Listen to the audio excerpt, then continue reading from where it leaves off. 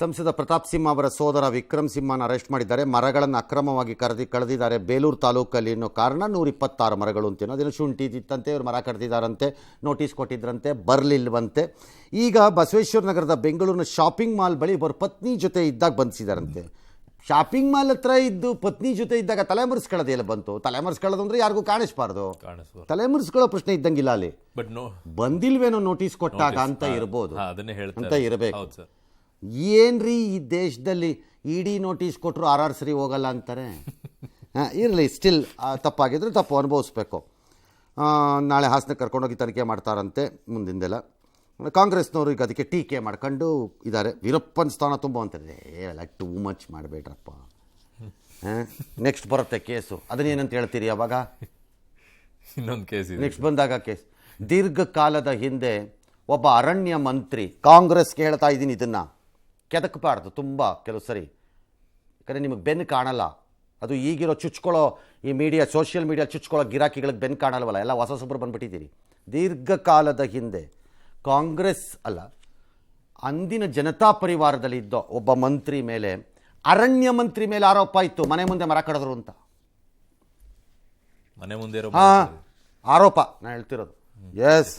ಇನ್ನು check bounce ಕೇಸಲ್ಲಿ ಸಚಿವ ಮಧು ಬಂಗಾರಪ್ಪ ರಾಜೀನಾಮೆ ಕೊಡಬೇಕು ಅಂತ ಈಗ ವಿಪಕ್ಷ ನಾಯಕ ಅಶೋಕ್ ಆಗ್ರಹಿಸಿದ್ದಾರೆ. ಬಿಜೆಪಿ ಕೂಡ ಅವರ ವಿರುದ್ಧ ವಾಗ್ದಾಳಿ ಮಾಡಿದ್ದಾರೆ. ಮಧು ಬಂಗಾರಪ್ಪನವ್ರ ಪರವಾಗಿ ಕಾಂಗ್ರೆಸ್ ಕೂಡ ನಾಯಕರು ಮಂತ್ರಿಯಾಗಿ ನಡೆಸಿರುವ ಯಾವುದಾದ್ರು ವ್ಯವಹಾರದ ರಿಲೇಟೆಡ್ ಆಗಿದ್ರೆ, ಮಂತ್ರಿ ಅವಧಿ ಇದಾದ್ರೆ ಬೇರೆ. ಪೂರ್ವ ಇರೋಂಥದ್ದಿದೆ, ಅದನ್ನ ಅವ್ರು ಸೆಟ್ಲ್ ಮಾಡ್ಕೋಬೇಕು. ಬಟ್ ಸಚಿವರಾದಾಗ ಒಂದಿಷ್ಟು ಆರೋಪಗಳು ಬಂದಾಗ ಸಚಿವರಾದ ಕೂಡಲೇ ಯಾವುದೋ ಪೂರ್ವಾಶ್ರಮದಲ್ಲಿ ಬಂದಿದ್ದ ಕೇಸ್ಗೆ ನೀವು ಕಟಕಾರ ಅಂತಂದ್ರೆ ಆಗಲ್ಲ. ಅದಕ್ಕೆ ಹೇಳಿದ್ದು ಕಾಂಗ್ರೆಸ್ನವ್ರಿಗೆ, ಈಗ ಹಂಗೆ ಹೇಳೋದು ಇದಕ್ಕೂ ಹಿಂಗೆ ಆಗತ್ತೆ. ಮತ್ತೆ ಬಟ್ ಇದನ್ನ ಡಿಫೆಂಡ್ ಮಾಡ್ತಾರೆ. ವೀರಪ್ಪನ್ನು ಇನ್ನೊಂದು ಅಂತಂದ್ರೆ ಇಲ್ಲ, ಹಂಗಾರೆ ಮಧು ಬಂಗಾರಪ್ಪ ರಾಜೀನಾಮೆ ಅದು ಮಾತ್ರ ಇಲ್ಲ, ಅದು ಮಾತ್ರ ಹಳೇದದು, ಇದು ಮಾತ್ರ ವೀರಪ್ಪನ. ಅದಕ್ಕೆ ಹೇಳೋದು, ತಲೆಯಲ್ಲಿ ಬ್ರೈನ್ ಇಟ್ಕೊಂಡು ಮಾಡಿ ಕೆಲಸನ, ಪೊಲಿಟಿಕಲ್ ಪಾರ್ಟಿಗೆ ವರ್ಕ್ ಮಾಡ್ತಿರೋರುಗಳು ಅಂತ ಬ್ರೈನೆಲ್ಲ ಅಡ ಇಟ್ಬಿಟ್ಟು ಕೆಲಸ ಮಾಡ್ತಾರೆ, ಬರೀ ಅವನ್ನ ಮೆಚ್ಚಕ್ಕೆ ಕೆತ್ತೋದು ಕೂತ್ಕೊಂಡು. ಎಸ್.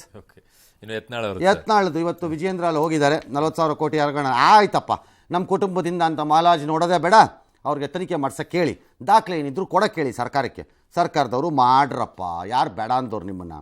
ನಾನು ಯತ್ನಾಳು ಉತ್ತರ ಕೊಡಲ್ಲ, ನನ್ನನ್ನು ಮಾಡಿರೋದು ಹೈಕಮಾಂಡು, ನಾನು ತಮಾಷೆಗೆ ಮಾತಾಡೋರಿಗೆಲ್ಲ ಉತ್ತರ ಕೊಡೋಕೆ ಹೋಗಲ್ಲ ಅಂತ ಅವ್ರು ಅಂತಿದ್ದಾರೆ ಅಲ್ವಾ? ಹೌದು ಸರ್. Okay, next. ರಾಯಚೂರು ಜಿಲ್ಲೆಯಲ್ಲಿ ವಿವಿಧ ಅಭಿವೃದ್ಧಿ ಕಾರ್ಯಗಳಿಗೆ ಸಿದ್ದರಾಮಯ್ಯವರು ಶಂಕುಸ್ಥಾಪನೆ ಮಾಡಿದ್ದಾರೆ. ಯಾವುದೋ ಏತ ನೀರಾವರಿ, ತಿಮ್ಮಾಪುರ ಅದೆಲ್ಲ ಸೇರಿ.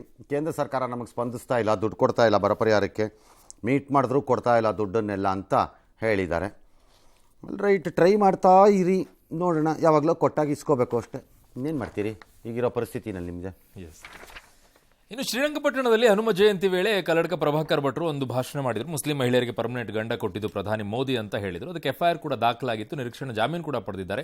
ಈಗ ಹಲವು ಕಡೆಗಳಲ್ಲಿ ಅದ್ರ ಮೇಲೆ ಕೇಸ್ ಆಗ್ತಾಯಿತ್ತು. ಮಾಡ್ಬೋದು, ಅವರು ಕೇಸ್ ಹಾಕೋಬಹುದು, ಅದಕ್ಕೆ ಏನು ಮಾಡ್ಕೋಬೇಕು ಕಾನೂನು ಪ್ರಕಾರ ಅವ್ರು ಮಾಡ್ಕೋತಾರೆ. ಮೋಸ್ಟ್ಲಿ ಪರ್ಮನೆಂಟ್ ಗಂಡ ಅನ್ನೋದು ಪದದ ಬಗ್ಗೆ ಅಬ್ಜೆಕ್ಷನ್, ಯಾಕಂದ್ರೆ ಅದು ಟ್ರಿಪಲ್ ತಲಾಕ್ ಹಿನ್ನೆಲೆಯಲ್ಲಿ ಹೇಳಿರಬೇಕು. ಅದು ಟ್ರಿಪಲ್ ತಲಾಕ್ ಇದೆ ಸರ್. ಮೋಸ್ಟ್ಲಿ ಹಂಗ ಟ್ರಿಪಲ್ ತಲಾಕ್ ಆದ್ರೆ ಆ ಪದದ ಬಳಕೆ ನಾವು ಇರಬೇಕು ಅಂತ ಇರ್ಬೋದು, ಮೋಸ್ಟ್ಲಿ ಹಂಗಾಗಿರ್ಬೋದು. ಕೋರ್ಟ್ ಏನು ಮಾಡುತ್ತೆ. ನಾರಾಯಣಗೌಡ ಮತ್ತು ಇತರ ಹೋರಾಟಗಾರರ ಬಿಡುಗಡೆ ಆಗ್ರಹಿಸಿ ಇವಾಗ ರಾಜ್ಯಾದ್ಯಂತ ಪ್ರತಿಭಟನೆ ಮುಂದುವರೆದಿದೆ. ಇವತ್ತೂ ನಡೆದಿದೆ.